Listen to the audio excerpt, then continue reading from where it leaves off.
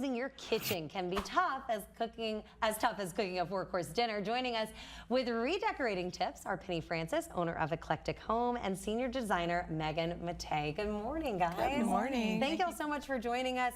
I love a good kitchen renovation. Yeah. So tell me what kind of things are on trend right now, and maybe what kind of things are not. Yeah. So I do think the kitchen is always going to be the heart of the home, right? Yes. I mean, that's the most important space. That's where you spend the most time. I think I kind of like to not use the word trend, but look at how things are evolving. Okay. And the way it's evolving is that kitchens now look more like furniture. Cabinets look more like furniture. Oh, I know. The covered refrigerators. Appliances are paneled, yes. Right?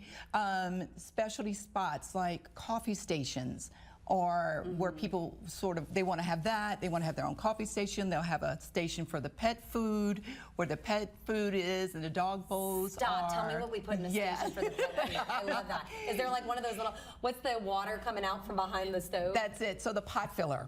Do they have a dog water pot filler? Yeah, tell me yes, you can. And then there's also drawers where the bowls pull out and you could put the dog food. Oh. But it's really about not just function, but the form of the kitchen. Okay, what do you mean by that? The form of the kitchen. So, you know, how it really looks. Again, not so utilitarian, but more inviting, where some of the materials make it look like furniture. Sure. Yeah. So, I mean, one of the amazing things about a kitchen, though, is you do still need it to be functional, and that functionality is so important. The fact that we've kind of like gotten that down, and now we're moving on to making it look real pretty is cool. Yeah, it is cool. And you know, now there's also this mix of materials that make it look more designed, where whether you're mixing a painted finish with a stained finish on the cabinet, or maybe you're taking away some of the upper cabinets and you're only doing shelves, and you're displaying objects and your cutlery or your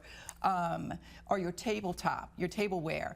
So it has definitely evolved where it looks more designed, definitely, and not so, I guess, again, utilitarian. Not so utilitarian, but that functionality is built in some kinds of ways. It's built in. Look, someone changed my life when they told me, put the trash can, I'm right-handed, put the trash can on the left of the sink, put the dishwasher on the right of the sink. So you can just go from one side to the other. That really helped me out a lot.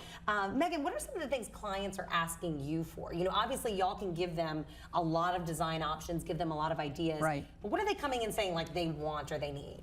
Well, function, number one, but they also want it to feel like them, like putting their own touches on things, making it not look like everyone else's kitchen. So we like to make it look a little curated, built in, and you know, we mix metals, we mix materials, putting a backsplash that speaks to another part of the home or their interests.